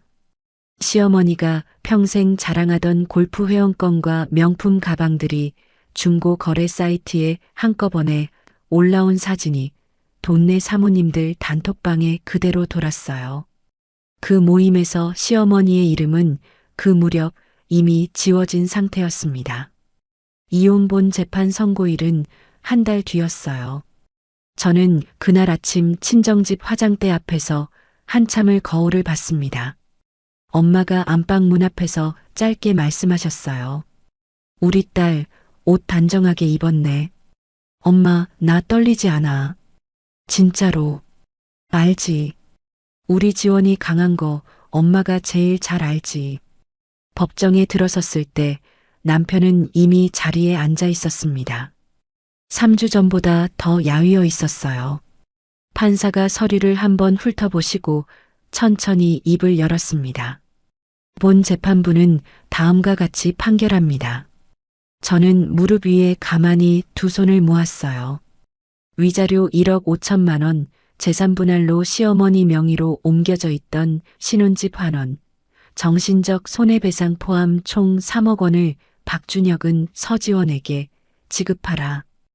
판사의 목소리가 법정에 또렷이 울렸습니다. 이혼은 받아들입니다. 엄마가 옆자리에서 제 손을 꽉 잡으셨어요. 오빠가 작게 한숨을 내쉬는 게 들렸습니다. 저는 그 자리에서 단 한 방울의 눈물도 흘리지 않았어요. 5년 전 결혼식 때 그렇게도 많이 흘렸던 눈물이 오늘은 한 방울도 나오지 않았습니다. 법정을 빠져나오는 복도 끝에서 남편이 저를 기다리고 있었어요. 저는 그쪽으로 걸어가야 출구가 나오는 구조였습니다. 남편이 입을 때려는데 입술이 떨리고 있었어요. 지원아, 한 번만. 저는 그 자리에서 잠시 멈췄습니다. 남편의 얼굴을 정면으로 한 번 봤어요. 준혁아, 응, 잘 살아. 진심이야. 저는 그 한마디를 남기고 남편 옆을 지나쳤습니다. 뒤에서 남편이 무슨 말을 하려는 듯한 기척이 있었지만 저는 돌아보지 않았어요. 오빠가 한 발 뒤에서 저를 따라 걸었습니다. 법원 정문을 나오자 5월의 햇살이 마당에 가득 들어차 있었어요. 엄마가 제 손을 잡으며 짧게 말씀하셨습니다. 우리 딸 끝났네. 엄마, 아직 안 끝났어. 왜? 시어머니 본 재판은 아직 남았잖아. 그래도 우리 딸이 풀린 건 풀린 거야. 엄마가 제 등을 가만히 토닥이셨어요. 오빠가 차 키를 만지작거리며 짧게 말했습니다. 지원아, 점심 뭐 먹고 싶어? 칼국수? 칼국수? 5년 동안 한 번도 못 먹었어. 시어머니가 면 종류 싫어해서. 엄마가 잠깐 멈춰서서 저를 한참 바라보셨어요. 지원아, 그것도 못 먹게 했어? 응. 면 끓이면 부엌 냄새 밴다고. 엄마의 눈에 다시 눈물이 차오르려는데 저는 엄마 손을 잡고 천천히 차 쪽으로 걸어갔습니다. 엄마, 울지 마. 오늘부터 매일 먹을 거니까. 오빠가 운전석 문을 열며 짧게 웃었어요. 칼국수 잘하는 집 알아. 가자. 차에 올라타기 전 저는 법원 건물을 한번 올려다봤습니다. 5년이라는 시간이 그 건물 안에서 마침내 정리되었다는 게 실감이 나지 않았어요. 차 문을 닫고 안전벨트를 매는 동안 휴대폰에 모르는 번호로 문자 한 통이 들어왔습니다. 저는 그 문자를 무심코 눌러봤어요. 새언니, 저예요. 저 김말숙이에요. 형님 친동생이에요. 늦은 시간에 죄송한데 꼭 드릴 말씀이 있어요. 저는 화면을 한참 들여다봤습니다. 오빠가 룸미러로 저를 한번 흘깃봤어요. 왜, 누구야? 오빠, 이거 한번 봐. 저는 휴대폰을 오빠 쪽으로 넘겼습니다. 오빠가 화면을 잠깐 보더니 입꼬리가 살짝 굳어졌어요. 집에 가서 얘기하자. 차가 천천히 법원 정문을 빠져나왔습니다. 이혼 재판이 끝난 일주일 후 저녁 11시쯤이었어요. 저는 친정집 거실에서 모처럼 책 한 권을 들고 소파에 앉아 있었습니다. 엄마는 안방에 들어가 주무시고 아빠는 일찍 잠자리에 드신 뒤였어요. 조용한 거실에 시계 초침 소리만 똑딱거리고 있었습니다. 휴대폰이 진동했어요. 저는 화면을 들여다보다 잠시 망설이고 통화 버튼을 눌렀습니다. 여보세요. 새언니예요? 네. 누구세요? 저 김말숙이에요. 형님 친동생요. 며칠 전에 문자 드렸던 사람. 목소리가 떨리고 있었어요. 50대 후반쯤 되어 보이는 부드러운 말씨였습니다. 네, 이모님. 저는 일단 이모님이라고 부르며 자세를 고쳐 앉았어요. 새언니, 늦은 시간에 정말 죄송해요. 그런데 이거 빨리 말씀드려야 할 것 같아서 편하게 말씀하세요. 우리 언니가 지금 또 일을 꾸미고 있어요. 저는 책을 무릎 위에 내려놓았습니다. 무슨 말씀이세요? 새언니네 친정아버님 쪽으로 큰 소송 걸려고 변호사 알아보고 있더라고요. 우리 아빠한테요? 네. 30년 전에 무슨 사업 같이 하셨던 분 있다면서요. 저는 그 자리에서 잠시 숨을 멈췄어요. 30년 전이라고요? 그게 새언니 결혼 전부터 우리 언니가 알아본 일이래요. 그때 사장님 한 분이 돌아가셨는데 그분이 새언니 아버님한테 빌려준 돈 차용증이 있다고요. 저는 천천히 자리에서 일어나 거실 창가로 걸어갔습니다. 밤바람에 살구나무 가지가 흔들리고 있었어요. 이모님, 잠깐만요. 차용증을 누가 가지고 있다는 거예요? 우리 큰오빠요. 그러니까 새언니 입장에선 시어머니 친오빠지요. 그 사장님이 우리 큰오빠 매형이었거든요. 사장님 돌아가시고 나서 그 자료들이 큰오빠한테 다 넘어갔어요. 저는 휴대폰을 꽉 쥐었어요. 이모님, 한 가지만 더 여쭐게요. 네. 형님이 우리 친정 약점을 결혼 전부터 알아보고 다녔다는 말씀이세요? 수화기 너머에서 잠깐 침묵이 흘렀습니다. 새언니, 우리 언니가 사실 결혼 자체를 그렇게 잡은 거예요. 무슨 뜻이에요? 새언니네 집안이 잘 산다는 소문 듣고 일부러 우리 조카, 그러니까 박서방한테 새언니 소개시켜 준 거예요. 그러고 나서 결혼 전부터 새언니네 집 사정을 조용히 알아본 거고요. 저는 거실 창문에 이마를 살짝 기댔어요. 5년이라는 시간이 한꺼번에 다시 한번 무너져 내리는 느낌이었습니다. 이모님, 그게 사실이에요? 내가 우리 언니한테 평생 시달려서 이렇게 말씀드리는 거예요. 새언니 같은 사람한테 이런 일이 또 있으면 안 되니까요. 저는 짧게 숨을 들이쉬었어요. 이모님, 내일 저희 오빠랑 같이 한번 뵐 수 있을까요? 네. 어디든 가요. 제가 직접 가서 다 말씀드릴게요. 전화를 끊고 나서 저는 한참을 거실 창가에 그대로 서 있었습니다. 밤이 깊은데도 잠이 오지 않을 것 같았어요. 저는 결국 안방 문을 두드렸습니다. 엄마, 자. 왜 우리 딸? 무슨 일 있어? 엄마가 부스스 일어나 안방 문을 여셨어요. 저는 엄마를 한참 끌어안았습니다. 엄마, 내일 오빠랑 아빠랑 같이 좀 모이자. 뭔 일이야? 또 무슨 일이 있는 거야? 엄마, 결혼이 처음부터 그게 아니었나 봐. 엄마의 얼굴이 그 자리에서 굳었어요. 다음 날 아침 저는 거실 식탁에 가족 셋을 모았습니다. 오빠와 아빠가 마주 앉으셨고 엄마가 제 옆에 앉으셨어요. 저는 어젯밤 통화 내용을 그대로 전해드렸습니다. 이야기가 끝났을 때 아빠가 한참 동안 천장을 올려다보고 계셨어요. 아빠, 30년 전에 무슨 일이 있었어? 아빠가 안경을 벗으셨습니다. 30년 전이면 김 사장 사업 말이구나. 네. 그 사람이 사업 자금 빌려달라고 해서 내가 5천만 원을 빌려준 적이 있어.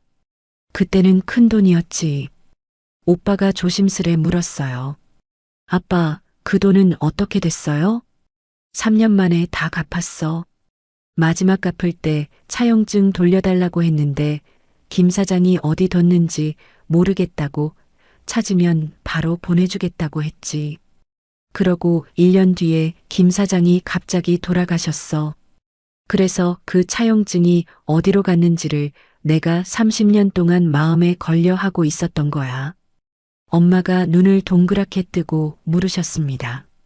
여보, 그 돈 다 갚은 영수증은 있어? 있지. 다락방 그 서류철에 다 있어. 오빠가 자리에서 일어나며 짧게 말했어요. 아빠, 그 서류철 좀 가지고 오시겠어요? 아빠가 다락방으로 올라가시는 동안 저는 오빠 쪽으로 몸을 기울였습니다. 오빠 30년 전 돈 다 갚은 거면 지금 와서 못 받는 거 아니야? 받기는커녕 30년 지나면 받을 권리 자체가 사라져. 그럼 시어머니가 왜 그걸 가지고 협박하려는 건데? 오빠가 짧게 한숨을 쉬었어요. 아빠가 그 일 모르고 계셨다는 점, 그리고 30년 묵은 일이라 정리하기 까다롭다는 점을 노리는 거지. 아빠가 누런 서류철 하나를 들고 다락방에서 내려오셨어요. 오빠가 서류철을 받아 한 장 한 장 넘겨봤습니다. 5천만 원 차용증의 사본, 1년차 갚은 영수증, 2년차 갚은 영수증, 3년차 마지막 갚은 영수증. 전부 다 있었어요. 오빠가 마지막 영수증을 들어 올리며 짧게 웃었습니다. 여기 김 사장님 도장이 찍혀 있네. 다 받았다는 표시도 있고. 그럼 어떻게 돼? 30년 묵은 거 가지고 협박하면 그쪽에서 오히려 더 큰 죄가 돼. 오빠가 휴대폰을 꺼내 어딘가로 전화를 걸었어요. 혜린아, 부탁 하나만 들어줘. 30년 전 영수증 정리 좀 도와줘. 그리고 김 사장 미망인 쪽 연락처도 좀 찾아봐. 사정 말씀드리고 직접 뵙는 게 좋겠다. 오빠가 통화를 끊고 저를 봤습니다. 지원아, 오늘 오후에 시이모님 뵐 거지? 응. 같이 가자. 한꺼번에 정리하자. 오후 3시 시이모님은 시내 한 조용한 찻집에 먼저 도착해 계셨어요. 저는 오빠와 함께 자리에 앉았습니다. 시이모님이 휴지를 꺼내 눈가를 먼저 닦으셨어요. 새언니 미안해요. 정말 미안해요. 우리 언니가 한 일 다 들어서 알고 있어요. 이모님이 미안해하실 일이 아니에요. 새언니, 한 가지 더 알려드릴 게 있어요. 시이모님이 가방에서 작은 수첩 하나를 꺼내셨습니다. 새언니 친정에서 우리 언니한테 보낸 돈 있잖아요. 네. 그 돈 절반 이상이 우리 언니 도박빚 갚는데 들어갔어요. 저는 그 자리에서 짧게 숨을 들이쉬었어요. 도박이요? 네. 우리 언니가 한 10년쯤 됐어요. 처음엔 동네 화투판이었는데 점점 커지더니 사채까지 끌었었어요. 그걸 새언니네 친정에서 받은 돈으로 메꿔온 거예요. 오빠가 수첩을 받아 한 장씩 넘겼습니다.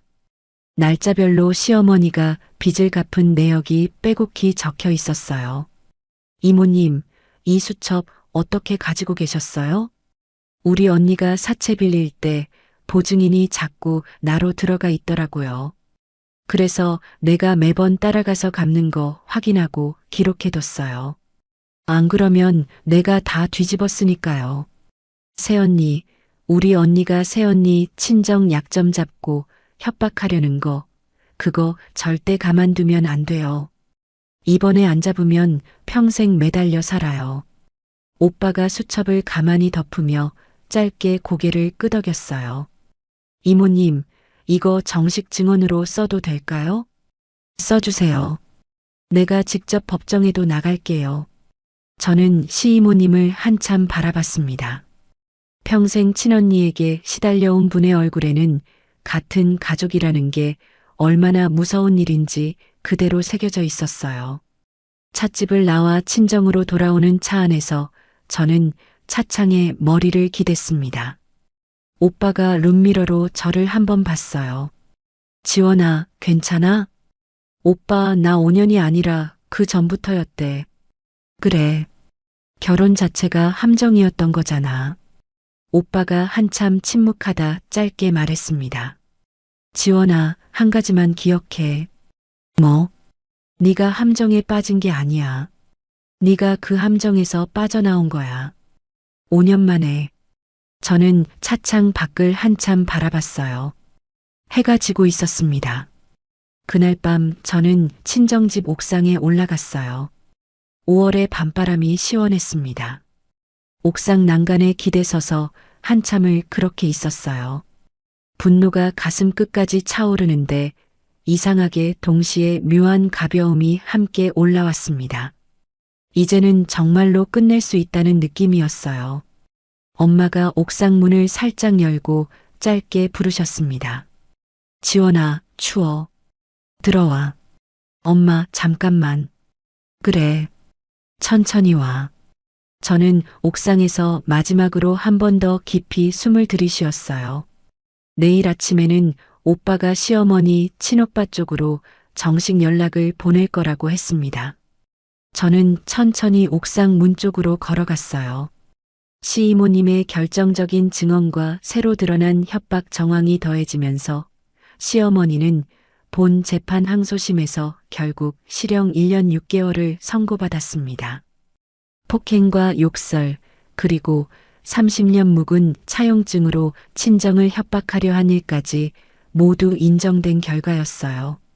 시어머니가 평생 며느리감을 사냥하듯 살아온 인생은 그렇게 차가운 구치소 안에서 막을 내리게 됐습니다. 시아버지는 회사 비자금 사건으로 징역 2년 6개월에 추징금 12억 원을 받았어요. 시누이는 학력 가짜로 만든 일과 협찬 사기로 집행유예를 받았고 SNS 계정은 전부 폐쇄됐습니다. 며칠 뒤 시누이가 지방의 외갓집으로 내려갔다는 소식이 시이모님을 통해 들려왔어요. 남편은 회사에서 결국 해고됐어요. 외도 상대였던 이수연 씨는 회사를 그만둔 뒤 남편의 곁을 떠났다고 합니다. 남편은 작은 원룸에서 혼자 살게 됐는데 가끔 친정 근처를 서성거리다 결국 친정 식구들에 대한 접근 금지 명령까지 받았어요. 오빠가 그 소식을 전해줬을 때 저는 짧게 한숨을 쉬고는 더 이상 묻지 않았습니다. 모든 일이 정리된 어느 봄날 아침이었어요. 저는 엄마와 함께 처음으로 아이의 봉안당을 찾아갔습니다. 작은 봉안함 앞에 흰 국화 한 송이를 놓는데 손이 떨려서 한참을 그대로 서 있었어요. 엄마 미안해. 왜 우리 딸, 우리 아기한테 그동안 한 번도 못 왔어. 무서워서. 엄마가 약해서 너 한 번도 못 보러 왔어. 미안해, 우리 아기. 엄마가 제 등을 가만히 쓸어주셨습니다. 우리 손주 엄마가 똑바로 살아갈 테니까 거기서 편하게 있어. 저는 봉안함을 한참 바라봤어요. 처음으로 입 밖에 내어 우리 아기라고 부른 그 한마디가 5년이라는 시간을 통째로 풀어주는 느낌이었습니다. 봉안당을 나오는 길에 엄마가 짧게 말씀하셨어요. 지원아, 다음 주에 또 같이 오자. 응, 엄마. 그 다음 주에 결혼 전 다니던 회사 부장님한테서 전화가 왔습니다. 지원 씨, 오랜만이에요. 잘 지내요? 네, 부장님. 부장님은요? 나도 그럭저럭. 지원 씨 소식 좀 들었어요. 많이 힘드셨을 텐데. 괜찮아요. 이제 많이 정리됐어요. 지원 씨, 우리 팀에 자리 하나 났는데 한번 와볼 생각 있어요? 저는 잠시 망설였어요. 부장님, 제가 5년 동안 일을 안 했는데 5년 전 지원 씨 일하던 거 내가 다 기억해요. 우리 회사 시스템도 그때랑 크게 안 변했고 한번 부담 없이 와봐요. 전화를 끊고 저는 한참 동안 휴대폰을 손에 쥐고 있었습니다. 엄마가 부엌에서 저를 흘깃봤어요. 우리 딸 무슨 일이야? 엄마, 나 회사 다시 다닐까? 아이고, 우리 딸. 엄마가 들고 있던 행주를 내려놓고 다가오셨습니다. 지원아, 무리 안 해도 돼. 천천히 해. 엄마, 무리 아니야. 진짜로 가고 싶어? 엄마가 제 얼굴을 한참 바라보시더니 천천히 고개를 끄덕이셨어요. 그래. 우리 딸이 가고 싶다면 가야지. 복직 첫 출근 날 아침이었어요. 5년 만에 정장을 꺼내 입었더니 어딘가 어색했습니다. 거울 앞에 서서 머리를 한번 다듬고 작은 진주 귀걸이를 꽂았어요. 엄마가 안방 문 앞에서 저를 한참 바라보셨습니다. 우리 딸 예쁘다. 엄마, 나 어색해. 하나도 안 어색해. 그대로 우리 딸이야. 저는 엄마를 한번 끌어안고 현관을 나섰어요. 회사 로비에 들어서는 순간 5년 전과 똑같은 향이 코끝에 닿았습니다. 부장님이 엘리베이터 앞에서 저를 기다리고 계셨어요. 지원 씨, 어서 와요. 다들 기다리고 있어요. 저는 사무실에 들어가 인사를 드리고 자리에 앉았습니다. 책상 위에 새 노트북 한 대와 깨끗한 메모지 한 묶음이 놓여 있었어요. 저는 노트북을 열어 화면에 비친 제 얼굴을 잠깐 들여다봤습니다. 5년 전과는 다른 얼굴이었지만 5년 전보다 더 단단해 보였어요. 회사 근처에 작은 오피스텔로 이사한 건 그로부터 2달 뒤였습니다. 엄마가 처음에는 친정에서 같이 살자고 하셨지만 저는 한 번은 혼자 살아보고 싶다고 말씀드렸어요. 엄마, 나 혼자서도 잘 살 수 있는지 한번 보고 싶어? 그래. 우리 딸이 결정한 거면 엄마는 응원할게. 엄마가 제 손을 꼭 잡으셨습니다. 오피스텔에 처음 들어선 날 저는 거실 한가운데 한참을 서 있었어요. 햇살이 통창으로 들어왔고 아무도 없는 그 공간이 처음으로 진짜 제 것이라는 느낌이 들었습니다. 저는 향초를 사와서 식탁 위에 올려놓았어요. 좋아하는 그림 한 점을 벽에 걸었고 책장에는 결혼하면서 시댁에 두고 와야 했던 책들을 새로 한 권씩 사모았습니다. 누구의 눈치도 보지 않고 늦은 밤 라면을 끓여 먹었고 새벽에 마음껏 음악을 틀어놓고 책을 읽었어요. 어느 주말 아침 저는 부엌에 서서 칼국수를 끓이고 있었습니다. 면을 직접 반죽하고 호박을 채 썰어 넣었어요. 뜨거운 김이 부엌에 가득 차오르는데 저는 그 김 속에서 한참을 가만히 서 있었습니다. 5년 동안 끓이지 못했던 그 한 그릇을 이제는 매주 주말마다 끓일 수 있게 된 거예요. 그 시각 출소를 앞둔 시어머니에게는 단 한 명의 면회객도 없다는 소식이 시이모님 편으로 들려왔어요. 평생 자랑하던 사모님 모임에서는 시어머니의 이름이 완전히 지워졌고 시댁이 살던 본가 자리에는 다른 가족이 이사를 와 세문패가 걸렸다고 했습니다. 저는 그 이야기를 듣고 잠시 손에 들고 있던 찻잔을 가만히 내려놓았어요. 어떤 감정도 들지 않았다는 게 가장 정확한 표현이었습니다.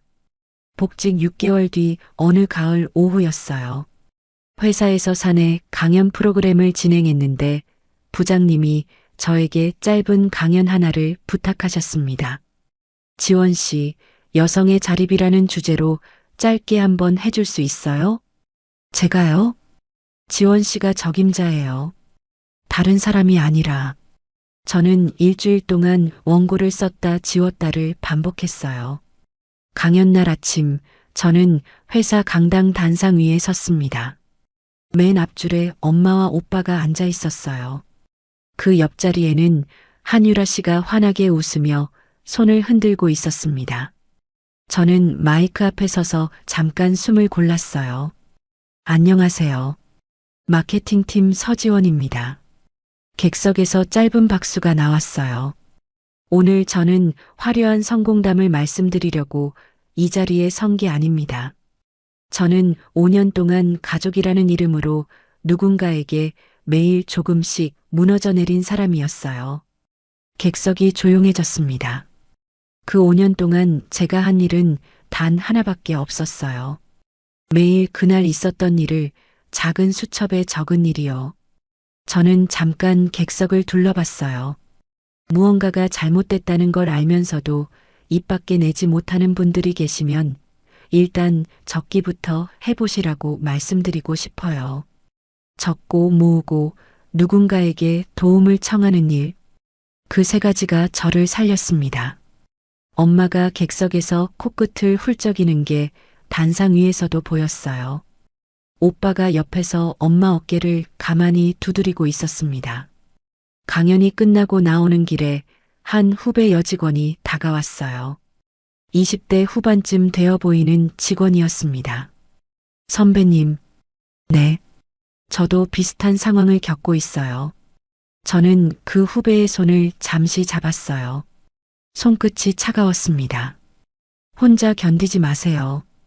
오늘부터라도 작은 수첩 하나 사세요. 그리고 그날 있었던 일 짧게라도 적어보세요. 후배가 눈물을 글썽이며 고개를 끄덕였어요. 선배님 감사합니다. 감사 인사는 나중에 받을게요. 일단 적는 거부터 시작해요. 저는 후배의 어깨를 한번 토닥인 뒤 천천히 강당을 빠져나왔습니다. 그날 저녁 친정집에 다 같이 모여 저녁을 먹었어요. 엄마가 평소보다 2배는 더 차린 상의 갈치조림을 가운데 놓으셨습니다. 우리 지원이가 좋아하는 갈치조림이다. 엄마, 매번 가운데 토막은 나만 줘. 오늘도 우리 딸 차례야. 아빠가 옆에서 짧게 웃으셨어요. 오빠가 맥주 한 캔을 따며 짧게 말했습니다.